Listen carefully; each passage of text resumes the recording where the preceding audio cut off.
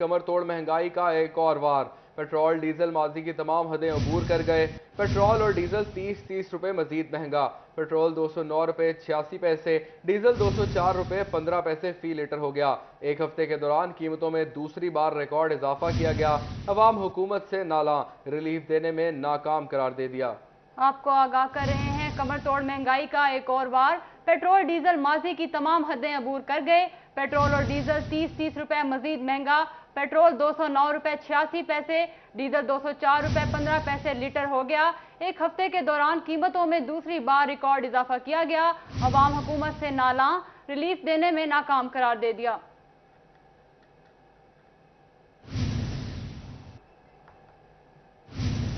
महंगी पेट्रोलियम मसनूआत ने सफर भी मजीद महंगा कर दिया। चिन्योट से लाहौर, फैसलाबाद, झंग, सरगोदा और दीगर शहरों के किराए में 50 रुपए तक इजाफा कर दिया गया। मजीद मुसाफिरों और ट्रांसपोर्टर्स का क्या कहना है, जानते हैं वकार घुमन से। वकार, आगाह कीजिएगा। की जानिब से गुज़श्ता चंद रोज में 60 रुपए फी लीटर पेट्रोल और डीजल की कीमत में इजाफा किया गया है, जिसकी वजह से चिन्योट शहर से दीगर शहरों को जाने वाली जो गाड़ियां हैं उनके किरायों में भी होशरुबा इजाफा हो चुका है। इसके साथ साथ बिजली की कीमत भी बढ़ चुकी है। इस वक्त हम चिन्योट के लारी अड्डे पर मौजूद हैं। यहाँ पर हम मुसाफिरों से भी बात करेंगे, ट्रांसपोर्टरों से भी बात करते हैं। सबसे पहले हम ट्रांसपोर्टरों से बात करते हैं कि कीमतें बढ़ती जा रही हैं, डीजल की भी और पेट्रोल की भी। आप लोग किस तरह मैनेज कर रहे हैं? अस्सलाम जनाब, पहली गुजारिश ये है कि नई हुकूमत आई है। नई हुकूमत को इमरान खान ने घेरा डाला हुआ था। ऐसा ऐसा इंशाल्लाह ये हुकूमत हमारी है, ये ऐसा ऐसा हर चीज पर, महंगाई पर कंट्रोल होगा, पेट्रोल पर भी कंट्रोल होगा, चीनी आटे पर कंट्रोल हो रहा है। सब्सिडी हुकूमत पंजाब दे रही है। इंशाल्लाह उम्मीद है कि ये हमारी हुकूमत जो है वो इंशाल्लाह गरीब आवाम के लिए कोई रिलीफ पैकेज देगी। बहुत बंदे हैं जो खुश नजर आ रहे हैं, तुम भी खुश हो? भाई खुश की है, किराया ਵਧਾਇਆ, पेट्रोल के पैसे ਵਧੇ, मोबाइल वाले कोई नहीं ਵਧੇ, टायर के कोई नहीं ਵਧੇ। और किराया ज्यादा पोता करिए, सवारी से बोझ पै जाता है, सवारी से बहुत ज्यादा किराया ज्यादा ਵਧਾਈਏ। इतों चिन्योट तो लाहौर तक कितना किराया हो गया? ਹੁਣ 600 रुपये हो जाए भाई किराया। 50 रुपए ਵਧਿਆ जी 50 रुपये। रावलपिंडी का कितना वध? पिंडी का 1000 रुपया हो गया किराया। 100 रुपया वध गया ਉਹਦਾ। फैसलाबाद का किराया यहाँ से 120 रुपए हो चुका है, जंग का किराया 220 रुपए हो चुका है, जबकि सरगोदे का किराया भी हो चुका है। तो कितने जा रहे हैं? से आगाह कर रहे थे। अब रुख करेंगे टोबा टैक्सिंग का, जहां पे पेट्रोलियम मसनूआत की कीमतों में इजाफे के बाद टोबा टैक्सिंग में भी ट्रांसपोर्टर्स ने गाड़ियों के किराए बढ़ा दिए। मुसाफिरों और ट्रांसपोर्टर्स के हमरा बहस और तकरार बढ़ गई। लाहौर के किराए में 100 रुपए, फैसलाबाद के किराए में 70 रुपए का इजाफा कर दिया गया है। मुबशिर हसन नकवी ने हमें ज्वाइन किया है, उनसे ताज़ा तरीन सूरत हाल जानते हैं। मुबशिर, आगाह कीजिएगा। आज बिल्कुल पेट्रोलियम मसनूआत की कीमतों में इजाफे के बाद ट्रांसपोर्टर्स की जानिब से किराए भी बढ़ा दिए गए। खासा इजाफा जो है वो किराए में देखने में आ रहा है। टोबा से अगर आपने लाहौर जाना है तो पहले जो किराया है वो 780 के करीब था, और अभी किराया जो है वो एयर कंडीशन बस का 870 रुपए वसूल किया जा रहा है। और अगर बात कर ली जाए करीबी जिला फैसलाबाद की, तो वहाँ पे जो किराया है हफ्ते पहले जो उसका किराया जो है वो 150 रुपए वसूल किया जा रहा था, और अभी जो है वो 250 रुपए, और एयर कंडीशन बस का 400 रुपए किराया वसूल किया जा रहा है। करीबी जिले झंग की बात कर ली जाए तो यहाँ पर पेट्रोल महंगा होने से पहले किराया 100 रुपए वसूल किया जा रहा था, और अभी किराया जो है 120 से 150 रुपए तक वसूल किया जा रहा है, जिस पर मुसाफिरों और ट्रांसपोर्टर के दरमियान बहस तकरार भी जारी है। ट्रांसपोर्टर का कहना है कि पेट्रोलियम मसनूआत की कीमतों में इजाफे के बाद उनके लिए खासा मुश्किल हो गया है अपने अखराजात को पूरा करना, और किराए बढ़ा दिए गए हैं। इसी हवाले से ट्रांसपोर्टर से बात भी करते हैं और जानते हैं। आप बताइएगा, एक हफ्ते में जो है वो 2 दफा कीमतों में इजाफा हुआ है, आपका कारोबार किस हद तक मुसाफिर हो रहा है? तो आपकी जो दिहाड़ी मिलती थी उस पर भी कमी आई है, क्या परेशानी हो? सर जी, दिहाड़ी हमारी कमी नहीं आई, खत्म हो गई है बिल्कुल। जो हमारी पहले दिहाड़ी थी 300-400 रुपए बनती थी, अब वो 200 रुपए 150 रुपए में आ गई है, और गाड़ी जो मालिक है उसको 1000 रुपए भी नहीं बचता है। कल के दिन हमें 200 रुपए मालिक को बचाइए, 8 लाख की गाड़ी है, 200 रुपए के अंदर क्या करे बंदा? वो खर्चा भी पूरा नहीं होता। इससे बेहतर है खड़ी कर दे तो अच्छी बात है।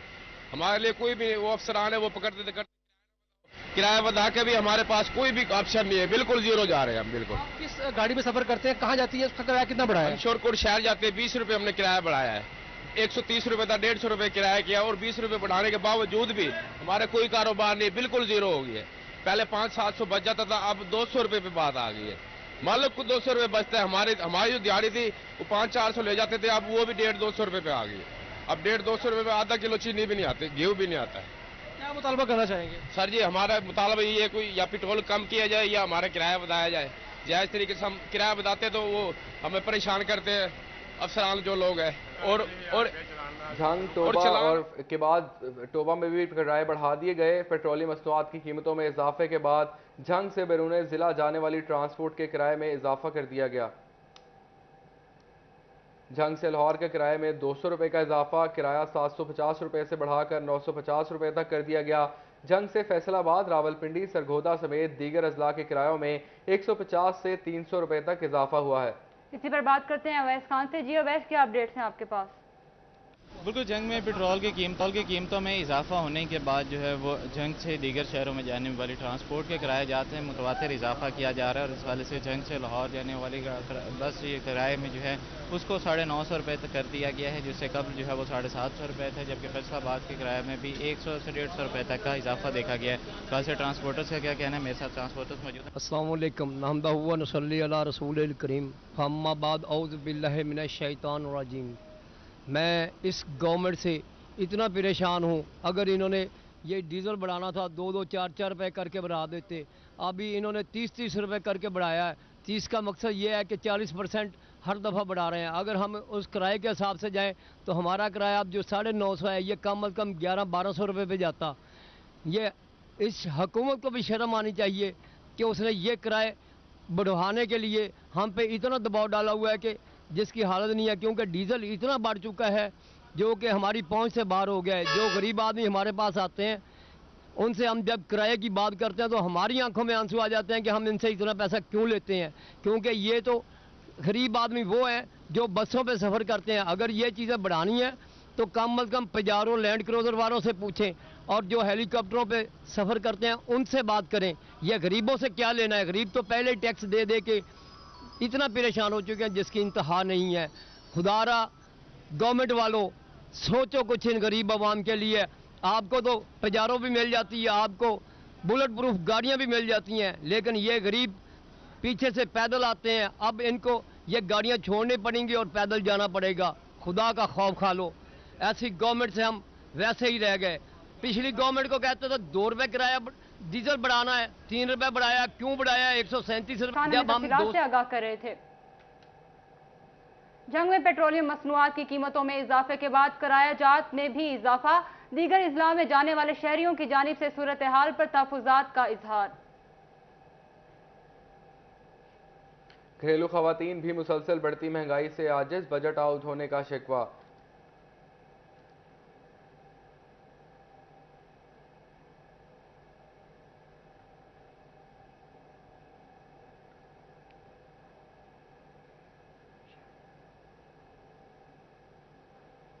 महंगाई, हाय हाय रे महंगाई। महंगी पेट्रोलियम मसनूआत मजीद महंगी हो गई। पेट्रोलियम मसनूआत की कीमतों में इजाफा आवाम की जेबों पर भारी पड़ने लगा। चिन्योट के ट्रांसपोर्टर्स ने किरायों में खुद साख्ता 20% मजीद इजाफा कर दिया। रिक्शा ड्राइवर्स भी सरापा एहतजाज बन गए। इसी हवाले से मजीद बात करते हैं नुमाइंदा सिटी 41 अब्दुल कदीर से। जी अब्दुल कदीर, क्या तफसीलात हैं आपके पास? हाँ जी बिल्कुल, महंगी पेट्रोलियम मसनूआत मजीद महंगी कर दी गई हैं। हुकूमत की जानब से एक बार फिर आवाम पर पेट्रोल बम फेंक दिया गया है। 30 रुपये फी लीटर इजाफा किया गया है, जिसके बायस से पेट्रोल फी लीटर 209 रुपये 86 पैसे हो चुका है, जिसके बायस एक आम दिहाड़ीदार मजदूर तबका बढ़ती महंगाई में उसकी कमर टूट कर रह चुकी है। इस वक्त हम मौजूद है रिक्शा अड्डे पर, और यहाँ पर जो रिक्शा ड्राइवर हैं वो कैसे अपना गुजर बसर कैसे कर रहे हैं, इन्हीं से बात करते हैं। सर बताइए कि पेट्रोल पहले ही बहुत महंगा हो चुका था, क्या कहते हैं इस वाले? ਹੁਣ ਫਿਰ ਜੀ 30 ਰੁਪਏ ਉਤੋਂ ਜ਼ਿਆਦਾ ਕਰ ਦਿੱਤਾ ਨੇ। ਅੱਗੇ ਹੀ ਸਾਡੀ ਔਕਾਤ ਤੋਂ ਬਾਅਦ ਪੈਟਰੋਲ ਹੋਇਆ 500-600 ਰੁਪਇਆ ਦਿਹਾੜੀ ਕਮਾਈਂਦੇ ਆ। ਗਰੀਬ ਬੰਦੇ ਆ ਘਿਓ ਖਰੀਦੀਏ, ਘਰ ਦੇ ਚੁੱਲ੍ਹੇ ਚਲਾਵੀਏ ਜਾਂ ਪੈਟਰੋਲ ਪਵਾਵੀਏ, ਕਿਤੇ ਜਾਵੀਏ। ਉਸੇ ਦਾ ਬੜੇ ਮੀਆਂ ਸਾਹਿਬ ਹੋਰੀ ਦਾਅਵੇ ਕਰਦੇ ਪਏ ਹਨ ਵੀ ਅਸੀਂ ਜਨਾਬ ਤਾਮ ਦੇ ਕੱਪੜੇ ਵੀ ਦਿਸਾਂਗੇ, ਹਰ ਸ਼ੈ ਸਸਤੀ ਕਰਦਾ। ਉਲਟਾ ਅਸੀਂ ਗਰੀਬ ਬੰਦੇ ਸਾਰੇ ਮਰਦੇ ਪਏ ਆ। बिल्कुल, गरीब तबका जो है वो बढ़ती महंगाई में पिस चुका है। भाई आप क्या कहते हैं, क्या मतलब आप जी ऐसी 500-700 की दिहाड़ी। शुक्रिया अब्दुल कदीर, हमें तफसीलात से आगाह कर रहे थे। अब आपको लिए चलते हैं फेस्को हेडक्वार्टर में, जहां chief executive FESCO Chaudhry Bashir Ahmad press conference कर रहे हैं। उसका भी हम आज ना स्केड्यूल बना रहे हैं। तो ये एक बड़ा इस वक्त फैसलाबाद में जो है ना, ये कोई 400 से 800-900 मेगावाट का शार्टफॉल है फेस्को में। टोटल हमारी जो डिमांड है इस वक्त गर्मी में वो तकरीबन कल हमने 3400 को टच किया है। 3400 मेगावाट हमारी डिमांड थी। तो डिमांड चेंज होती रहती है, लेकिन हार्ड लक है जो अभी पीक जो आ रही है, हालांकि पहले जो पीक होती थी शाम को होती थी लोड की, अब हमारी जो फैसलाबाद में पीक डेवलप होनी शुरू होती है ये 9 से शाम 5 बजे तक 6 बजे तक ये मैक्सिमम लोड इस्तेमाल किया जाता है। इसमें ऑफिसेज का लोड है, आपका जितनी भी इंडस्ट्री होती है, इंडस्ट्री वो भी ऑफिस में आ जाती है, तो आपकी शॉप्स हैं उसमें एयर कंडीशन चल रहे हैं, तो डेफिनेटली वो शाम को बंद होने शुरू हो जाते हैं। तो अब वो पीक शाम 6 से 10 वाली नहीं बनती, जो पहले हम समझते थे कि शाम को पीक होती, लाइट का लोड ऐड हो गया, ये है पीक होती। अब एयर कंडीशनर देखें अभी 3:30 हुए हैं, तो डेफिनेटली जो लोग आराम कर रहे हैं उन्होंने AC अपना चलाया हुआ है। जी नहीं, मैं पूरी फेस्को की पूरी बता रहा हूँ। हाँ जी, तो फैसलाबाद सिटी का वैसे 165 फीडर हैं, तो 350 मेगावाट प्लस है, 350-400 मेगावाट सिटी के, सिर्फ सिटी फैसलाबाद की, तो ये इसकी है। तो कोशिश हमारी ये है, लोगों का यही हमारे साथ डिमांड है कि आप बिजली बेशक बंद करें लेकिन शेड्यूल्ड करें, स्केड्यूल करें, हमें टाइम का पता होना चाहिए। तो आज से अल्हम्दुलिल्लाह हमने ये ना अगर 4 घंटे बंद करनी है तो इसका टाइम फिक्स है, हर फीडर का टाइम फिक्स कर दिया गया है। अगर 8:30 से 9:30 है तो ये 8:30 से 9:30 ही होगी। तो इसमें जो मैट्रिक के एग्ज़ाम हो रहे हैं उसमें हम कुछ फीडरों को आगे पीछे भी करते हैं ताकि वो आपका वो स्कूल्स की बिजली चलती रहे। तो जिस पे जिन फीडर्स पे हमारे एग्ज़ाम सेंटर्स हैं उसको हमने रीस्केड्यूल किया हुआ है। 4 घंटे उस पर भी करते हैं, या 3 हो जाएगी, 3:30 हो जाएगी, लेकिन कोशिश करते हैं कि पेपर के टाइमिंग में ना हो, तो उसमें आगे पीछे हम कर देते हैं। उसमें जो ID के हैं ना वो हमने रखे हैं 10:30 से 12:30 और 4:30 से 6:30। ये 6:30 इसलिए हम रखते हैं, तो टाइम मुझे जो टाइम एलोकेट हुआ ना वो बस 6:30 का है, तो दूसरी कंपनी को 6:45 का होगा, किसी को पूरा होगा, देन 1:15 होगा, देन 20 मिनट, ताकि जब आपका लोड ऑन हो तो इकट्ठा ना हो। ऑफ बेशक इकट्ठा हो जाए, ऑन इकट्ठा नहीं होना चाहिए। फैसलाबाद 9:30 ऑन कर रहा है तो मुल्तान के फीडर भी 9:30 ऑन हो, तो ताकि उससे भी एक जर्क मिलता है ना। तो यूँ ही आपका फीडर ऑन होता है तो घर वाले सारा लोड डाल दे, पहले 15 मिनट, पहले 20 मिनट बड़ा सीवियर लोड होता है, उसमें इस्त्री भी ऑन कर ली, AC भी ऑन कर लिया, मोटर भी चला ली, 15-20 मिनट बाद टैंक भर गया तो उसको बंद कर देते हैं। जी अब आपका जो भी कोई, हाँ जी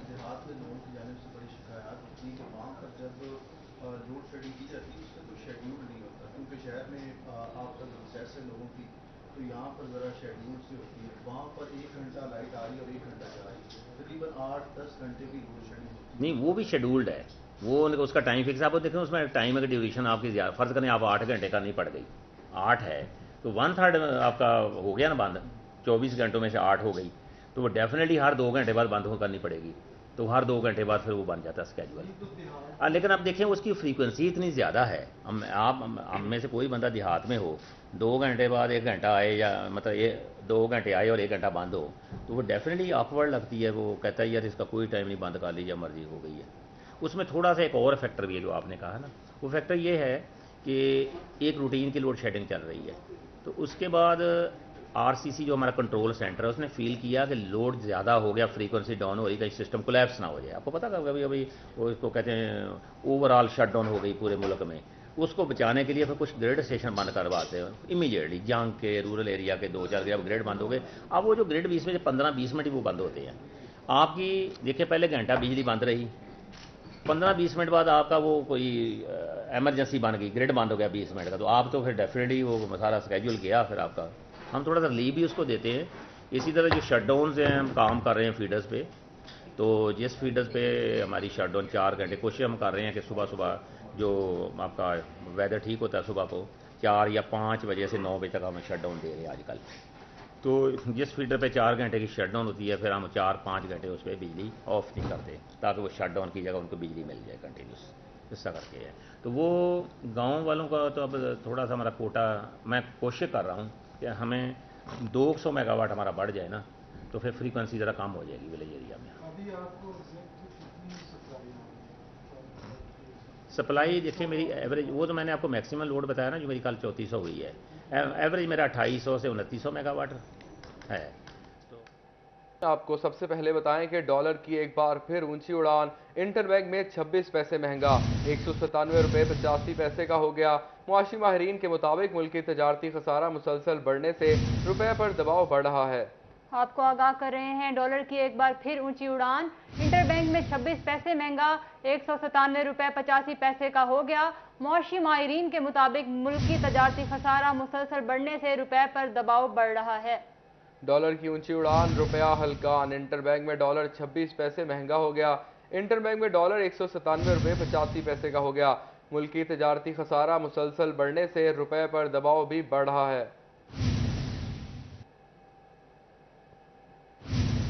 पेट्रोलियम मसनूआत की कीमतों में इजाफे के आफ्टर शॉक सामने आना शुरू हो गए। यामाहा मोटरसाइकिल्स की कीमतों में 20 से 22 हज़ार रुपये का रिकॉर्ड इजाफा हो गया। महंगाई के ठाटे मारते समंदर ने अवाम से अवामी सवारी भी छीन ली। आपको बताएं कि पेट्रोलियम मसनूआत की कीमतों में इजाफे के आफ्टर शॉक सामने आना शुरू हो गए। यामाहा मोटरसाइकिल्स की कीमतों में 20 से 22 हज़ार रुपये का रिकॉर्ड इजाफा हो गया। महंगाई के ठाठे मारते समंदर ने अवाम से अवामी सवारी भी छीन ली। मजीद जानते हैं शहजाद खान से। जी शहजाद, क्या अपडेट्स हैं आपके पास? की कीमतों में इजाफे के आफ्टर शॉक सामने आना शुरू हो गए हैं। यामाहा मोटरसाइकिल कंपनी की जानिब से तमाम मॉडल्स की कीमतों में 20 से 22 हज़ार रुपये का बुलंद तरीन इजाफा किया गया है। यामाहा YB 125V 20 हज़ार रुपये का 2,31,500 रुपये में मिलेगी। इस तरह YB 125DX 22 हज़ार इजाफे से 2,48,500 रुपये की हो गई है। जबकि यामाहा YBR 22 हज़ार इजाफे के बाद 2,55,000 रुपये में कैरियर को मिल सकेगी।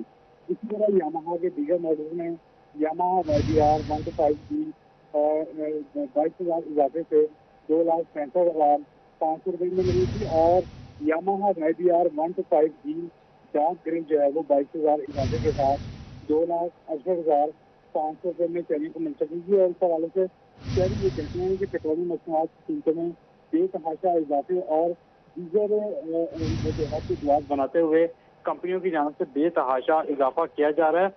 उनका ये कहना है कि हुकूमत अवामी सवारी मोटरसाइकिल की कीमतों को कंट्रोल करे, क्योंकि अब ये अवाम की दस्तरस से भी बाहर होती चली जा रही हैं। जी शुक्रिया शहजाद खान, हमें तफसीलात से आगाह कर रहे थे। खबर शामिल करें और आपको बताएं, फैसलाबाद में पेट्रोलियम मसनूआत की कीमतों और महंगाई ने अवाम का कचूबर निकाल दिया। महंगाई को काबू करने के लिए प्राइस कंट्रोल कमेटी तश्कील दे दी गई। साबिक और मौजूदा लीगी सियासतदान कमेटी में शामिल। कमेटी हफ्तावार इजलास के जरिए इंतजामिया की कारकर्दगी का जायजा लेगी। इसी पर बात करते हैं मोहम्मद रमजान मिर्जा से। रमजान मिर्जा, आगाह करें। जी बिल्कुल, ये हुकूमत का बड़ा अहम फैसला है कि फैसलाबाद के पार्लियामेंटेरियन जो हैं वो ज़िली सतह की प्राइस कंट्रोल मजिस्ट्रेट में जो है वो शामिल किए गए हैं। कमेटी जो है वो न सिर्फ इजलास मुनक्कद करेगी बल्कि इसके साथ साथ जो प्राइस कंट्रोल मजिस्ट्रेट की कारकर्दगी है उसका जायजा जो है वो पार्लियामेंटेरियन लेंगे। इसके साथ साथ पार्लियामेंटेरियन जो है उस बात का भी हक रखेंगे कि वो मार्केट में ओवरऑल जो सूरत हाल है उसका जायजा लेकर ज़िला इंतजामिया से इस मामले के ऊपर जो है वो वजाहत भी ले सकेंगे। तमाम तवक्को की जा रही है कि इजलास और जो विजिट हैं उनके जरिए जो कीमतों में इजाफा है उसको कंट्रोल करने की कोशिश की जाएगी। जी रमजान मिर्जा अपडेट कर रहे थे, शुक्रिया आपका। महंगा पेट्रोल और बिजली टेक्सटाइल सेक्टर पर भी बुरी तरह असरअंदाज होने लगी। एम्ब्रॉयडरी मशीनों में इस्तेमाल होने वाला विस्कॉस धागा मजीद महंगा हो गया। फी कोन 8 रुपये इजाफे के बाद 162 रुपये की कर दी गई। इंडस्ट्री चलाना चैलेंज बन गया। एम्ब्रॉयडरी सेक्टर की कीमतों में कमी की अपील। मजीद जानते हैं मोहम्मद बिलाल डोगर से। जी बिलाल, क्या तफसीलात हैं? जी बिल्कुल, अगर बात करें इंडस्ट्री की तो एम्ब्रॉयडरी सेक्टर के अंदर सबसे अहमियत का हामिल जो रॉ मटेरियल धागा है जिसे विस्कॉस कहा जाता है उसकी कीमतों में 15 रोज़ के अंदर 14 रुपये फ़ी किलो तक इजाफा जो हुआ है। और इम्पोर्टेड ख़ास तौर पर ये मटेरियल है जिसके ऊपर इम्पोर्ट ड्यूटीज़ भी बहुत ज़ायद जो है इम्पोर्ट मटेरियल के ऊपर लगाई जा रही है, जिसकी बिना के ऊपर और ख़ास तौर पर डॉलर ऊपर जाने से उसकी बुनियाद के ऊपर कीमतें जो ऊपर जा रहे हैं। हमारे साथ सदर एम्ब्रॉयडरी एसोसिएशन राना अब्दुल गफूर मौजूद हैं, इनसे बात करते हैं। राना साहब, 14 रुपये तक बहुत बड़ा फ़ी किलो इजाफा, जो कि 3 से 4 रुपये होता था तो एक वावेला होता था, 14 रुपये फ़ी किलो तक इजाफा है। इंडस्ट्री कहाँ खड़ी है, आने वाले दिन कैसे होंगे, खासतौर पे SME मुतासिर होगी तो बड़े बुरे हालात हो जाएंगे।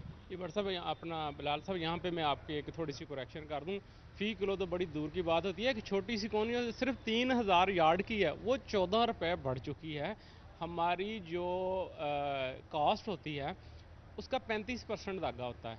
दो मेन चीज़ें हैं, बिजली और धागा, ये दोनों ही बढ़ चुकी हैं और डॉलर की इन्होंने बनाई है उसकी वजह।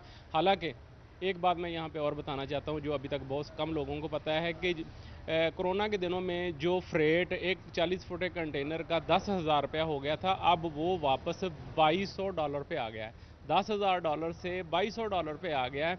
इसको इन्होंने जवाब बना के पिछले दिनों धागे का रेट बढ़ाए थे, लेकिन अब कम नहीं किए। अब डॉलर का बनाया, डॉलर अगर आज बढ़ रहा है तो इन्होंने अभी ऐलान होता है डॉलर का तो धागा, हालांकि इनकी इंपोर्ट तो 1 माह बाद होनी होती है, इसलिए इनको पूछने वाला कोई भी नहीं है। इनको लगाम डालनी चाहिए, इनको पूछना चाहिए किस रेशो से ये बढ़ा रहे हैं। डॉलर और बाकी सारी चीज़ों का बहाना बना के अगर उससे 3 रुपए का फ़र्क पड़ना है तो ये 8 रुपए चीज़ को बढ़ा देते हैं। इसलिए इस सारी गवर्नमेंट को हमने पहले भी ये कहा था। और दूसरा, हमारा सेल टैक्स खा रहे हैं। सेल टैक्स जो हमारा 20% जा रहा है वो फेक इनवाइसेस पे जा रहा है। जो लोग 17% पे ले रहे हैं उनको ये डिस्करेज कर रहे हैं। ये सारा 4 अरब सालाना हमारा सेल टैक्स है जो गवर्नमेंट को नहीं जा रहा है, इनकी जेबों में जा रहा है। इनकी जेबों में जा रहा है। एम्ब्रॉयडरी सेक्रेटरी की तरफ से उन्होंने ये खास तौर पे एक जो अहम चीज रखी कि शुक्रिया जब बिलाल कीमतें डोगर, बढ़ती हमें थी डॉलर तफसीलात से आगाह कर रहे थे। पेट्रोल महंगा, बिजली महंगी और अब अद्वियात की कीमतों में भी 20% तक इजाफा कर दिया गया। डिस्ट्रीब्यूटर ने कीमतों में मजीद 50% इजाफे का खदशा जाहिर कर दिया। अद्वियात साज कंपनियों ने एक हफ्ते के दौरान शुगर, अमराज चश्म, ब्लड प्रेशर और दीगर अद्वियात की कीमतों में 20% इजाफा किया।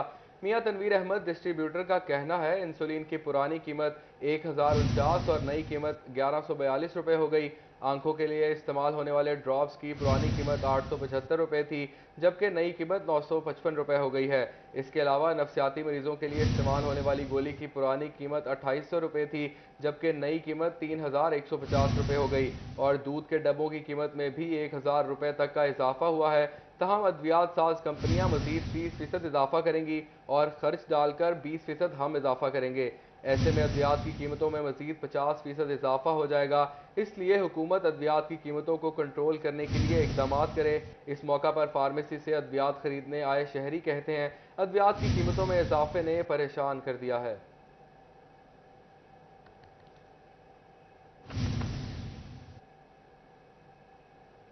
पाकिस्तान तहरीक इंसाफ के चेयरमैन इमरान खान के बयान के खिलाफ पाकिस्तान पीपल्स पार्टी का फैसलाबाद में प्रेस क्लब के सामने मुजाहिरा। एहतजाज की क़यादत सिटी सदर राना नईम दस्तगीर कर रहे हैं। इस हवाले से मजीद तफसीलात जानते हैं उमैर अजमत से। जी उमैर, तफसीलात से आगाह कीजिएगा, क्यों किया जा रहा है ये मुजाहिरा?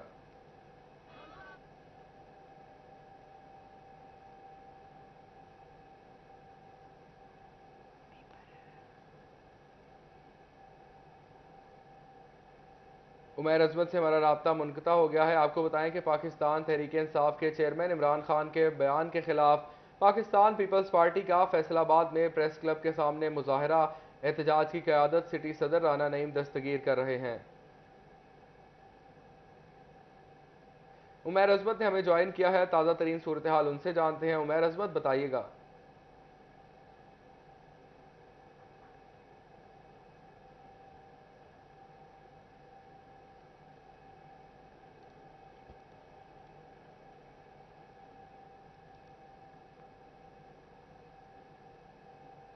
पाकिस्तान तहरीक इंसाफ के चेयरमैन इमरान खान के बयान के खिलाफ पाकिस्तान पीपल्स पार्टी का फैसलाबाद में प्रेस क्लब के सामने मुजाहरा हो रहा है।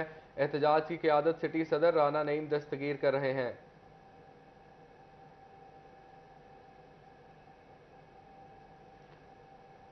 पाकिस्तान तहरीक इंसाफ के चेयरमैन इमरान खान के बयान के खिलाफ पाकिस्तान पीपल्स पार्टी प्रेस क्लब के सामने इस वक्त मुजाहिरा कर रही है। इस मुजाहरे की क़यादत सदर राना नईम दस्तगीर कर रहे हैं। इमरान खान के इस बयान के बाद आसिफ अली जरदारी ने मुल्क गिर एहतजाज की कॉल दी थी और इसको मद्देनजर रखते हुए फैसलाबाद में पीपल्स पार्टी के कारकुनान की जानिब से ये एहतजाजी मुजाहिरा किया जा रहा है। ये मुजाहिरा प्रेस क्लब के बिल्कुल सामने किया जा रहा है और एहतजाज की जो क़यादत है वो सिटी सदर राना नईम दस्तगीर कर रहे हैं। आपको बताएं कि पाकिस्तान तहरीक इंसाफ के चेयरमैन इमरान खान के बयान के खिलाफ पाकिस्तान पीपल्स पार्टी फैसलाबाद में प्रेस क्लब के सामने मुजाहिरा कर रही है। इस मुजाहिरे की क़यादत सदर राना नईम दस्तगीर कर रहे हैं। आपको हम खबर से आगाह कर रहे हैं। पाकिस्तान तहरीक इंसाफ के चेयरमैन इमरान खान के बयान के खिलाफ पाकिस्तान पीपल्स पार्टी का फैसलाबाद में प्रेस क्लब के सामने मुजाहरा। एहतजाज की क़यादत सिटी सदर राना नईम दस्तगीर कर रहे हैं। आपको आम खबर से आगाह कर रहे हैं। पाकिस्तान तहरीक इंसाफ के चेयरमैन इमरान खान के बयान के खिलाफ पाकिस्तान पीपल्स पार्टी का फैसलाबाद में प्रेस क्लब के सामने मुजाहरा। उमैर अजमत हमारे साथ मौजूद हैं। उमैर, आगाह कीजिएगा, ये मुजाहरा क्यों किया जा रहा है? जनरल सेक्रेटरी मियां इशफाक समेत दीगर रहनुमा मौजूद हैं। पीपल्स पार्टी कायदीन मेरे साथ मौजूद हैं, उनसे हम इस हवाले से अपनी गुफ्तगू करेंगे। जिला सदर चौधरी मोहम्मद एजाज मेरे साथ मौजूद हैं, उनसे हम इस हवाले से बात करेंगे। क्या कहना चाहेंगे आज के इस एहतजाज के हवाले से? बिस्मिल्लाहिर्रहमानिर्रहीम। ये फितना फसाद जो रोज़ाना की बुनियाद पर पाक फ़ौज और पाकिस्तान के बारे में, पाकिस्तान की अदलिया के बारे में जिस किस्म की तौहीन आमेज़ गुफ्तगू फरमा रहे हैं, इनको कराने के लिए पाकिस्तान पीपल्स पार्टी सड़कों पर पाकिस्तान इंशाअल्लाह ताला कायम दायम है और कायम दायम रहेगा। इसको ये फितना फसाद खान कुछ भी नहीं कर सकता इंशाअल्लाह। ठीक हो गया। सदर मेरे साथ मौजूद हैं। राना साहब, क्या कहते हैं, क्या पैगाम देंगे?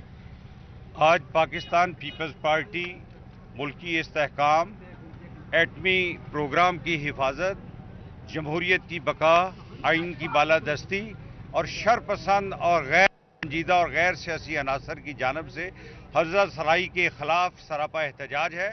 और अपनी क़यादत की पर आज फैसलाबाद में पाकिस्तान पीपल्स पार्टी के ज़ेर एहतमाम भरपूर एहतजाज किया जा रहा है, जिसका मकसद से महरूमी हवास बाख्ता इमरान को ये पैगाम देना है कि वो इक़्तिदार छिन जाने के बाद जिस किस्म की बातें वतन तोड़ने की, मुल्क तोड़ने की, एटमी प्रोग्राम गैर महफूज होने की कर रहा है, हम उसकी मजम्मत करते हैं। मुसल्लह अफवाज और पाकिस्तान के अवाम अपने पाकिस्तान और अपने असासों की, बिलखुसूस एटमी असासों की हिफाजत करना बखूबी जानते हैं और पाकिस्तान पीपल्स पार्टी और उसके कारकुन इस मामले में अपने देश पर अपनी जान नशावर करने से भी गुरेज नहीं करेंगे। जनरल सेक्रेटरी मियां इशफाक साहब मेरे साथ। मियां साहब, क्या कहना चाहेंगे, क्या पैगाम क्या देंगे आज के इस एहतजाज से? बिस्मिल्लाहिर्रहमानिर्रहीम। पाकिस्तान पीपल्स पार्टी बेसिकली मुहब्बे वतन पार्टी है, जो अपनी आवाम, अपने मुल्क के लिए अपनी जानों का नजराना भी पेश करती रही है। आज मुल्क के ऊपर ऐसी एक जंग वारद की जा रही है जो इमरान खान ने गलत अल्फाज में पाकिस्तान के 3 टुकड़े और हमारी इसके हवाले से बयान दिया है। उसकी मजम्मत के लिए यहाँ और आसिफ अली साहब ने हुक्म दिया कि आप तमाम कारकुन अहदेदारान इसको बयान के खिलाफ एक एहतजाज करें। तो हम अपने इमाम सियासत के हवाले से आज एहतजाज के लिए खड़े हैं और पाकिस्तान की बका की हर जंग के लिए हम तैयार हैं। और हमें फ़ख्र है अपनी फ़ौज के ऊपर कि हमारी फ़ौज इतनी दुनिया में ताकतवर है कि कोई हमारी तरफ मैली आंख से भी नहीं देख सकता। ठीक होगा, बिल्कुल। ख़वातीन भी इस एहतजाज में शामिल है। पाकिस्तान पीपल्स पार्टी ख़वातीन के डिवीजनल सदर मेरे साथ मौजूद हैं। मैडम, क्या कहती हैं? पाकिस्तान पीपल्स पार्टी हमेशा पाकिस्तान के लिए उन्होंने इसको चाहा है, क्योंकि जब बेनज़ीर भुट्टो साहबा शहीद हुई तो हम खराज तहसीन पेश करते हैं अपने चेयरमैन साहब को, अपने सदर साबका सदर आसिफ अली जरदारी साहब को, जिन्होंने कहा उस वक्त अगर चाहते तो पाकिस्तान एक ही सना रहता, लेकिन उन्होंने कहा पाकिस्तान है तो हम हैं। इस तरह हम भी जो इसने जो लीडर, जो तेलंगा लीडर जो है, जो पीटीआई का लीडर बना, फिर वो लीडर नहीं है, वो पाकिस्तान के साथ मुखलस नहीं है, वो गिरदार है।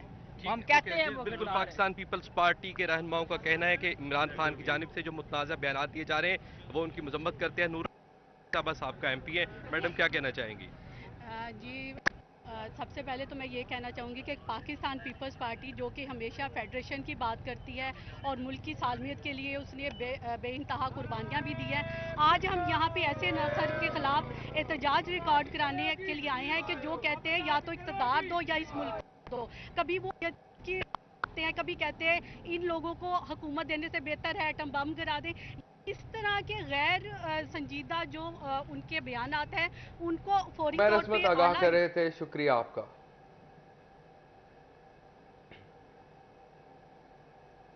चिन्योट में विफाकी वजीर दाखिला राना सनाउल्लाह के खिलाफ मुकदमे की रिट दायर कर दी गई। DPO समेत 16 पुलिस मुलाजमीन भी नामजद। शहरी अली रजा ने सेशन अदालत में रिट दायर की। आपको आगाह कर रहे हैं, चिन्योट में वफाकी वजीर दाखिला राना सनाउल्लाह के खिलाफ मुकदमा की रिट दायर। DPO समेत 16 पुलिस मुलाजमीन भी नामजद। शहरी अली रजा ने सेशन अदालत में रिट दायर की। आपको बताएं कि चिन्योट में वफाकी वज़ीर दाखिला राना सनाउल्लाह के खिलाफ मुकदमे की रिट दायर कर दी गई। DPO समेत 16 पुलिस मुलाजमीन भी नामजद। शहरी अली रजा ने सेशन अदालत में रिट दायर की। लॉन्ग मार्च से एक दिन कबल घर पर छापा मारा गया। शहरी अली रजा ने 4 दीवारी का तकद्दुस पमाल करने पर यह रिट दायर की। उसके घर में तोड़ फोड़ भी की गई। आपको बता रहे हैं कि चिन्योट में वफाकी वज़ीर दाखिला राना सनाउल्लाह के खिलाफ मुकदमे की रिट दायर। DPO समेत 16 पुलिस मुलाजमीन भी नामजद। शहरी अली रजा ने सेशन अदालत में ये रिट दायर की है। आपको अपडेट कर रहे हैं, चिन्योट में वफाकी वज़ीर दाखिला राना सनाउल्लाह के खिलाफ मुकदमे की रिट दायर। DPO समेत 16 पुलिस मुलाजमीन भी नामजद। शहरी अली रजा ने सेशन अदालत में रिट दायर की। चिन्योट में वफाकी वज़ीर दाखिला राना सनाउल्लाह के खिलाफ मुकदमे की रिट दायर कर दी गई। DPO चिन्योट समेत 16 पुलिस मुलाजमीन भी नामजद। शहरी अली रजा ने सेशन अदालत में रिट दायर की। आपको आगाह कर रहे हैं, चिन्योट वफाकी वज़ीर दाखिला राना सनाउल्लाह के खिलाफ मुकदमे की रिट दायर। DPO समेत 16 पुलिस मुलाजमीन भी नामजद। शहरी अली रजा ने सेशन अदालत में रिट दायर की। इस हवाले से मजीद बात करते हैं नुमाइंदा सिटी 41 अब्दुल कदीर से। जी अब्दुल कदीर, क्या अपडेट्स हैं आपके पास?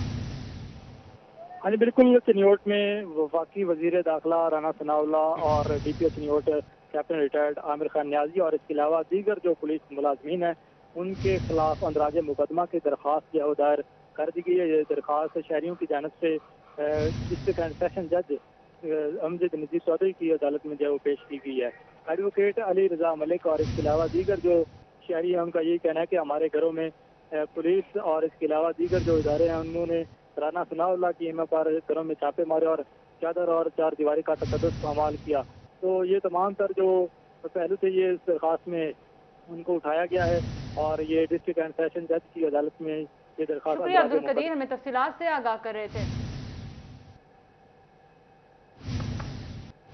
पाकिस्तान तहरीक इंसाफ फैसलाबाद के तंजीमी अहदेदारान और अरकान पार्लियामेंट के वफ्द की सीनियर नायब सदर फैजुल्लाह कमोका की क़यादत में इमरान खान से मुलाकात। वफ्द में मौजूदा मुल्की और सियासी सूरत हाल पर गुफ्तगू।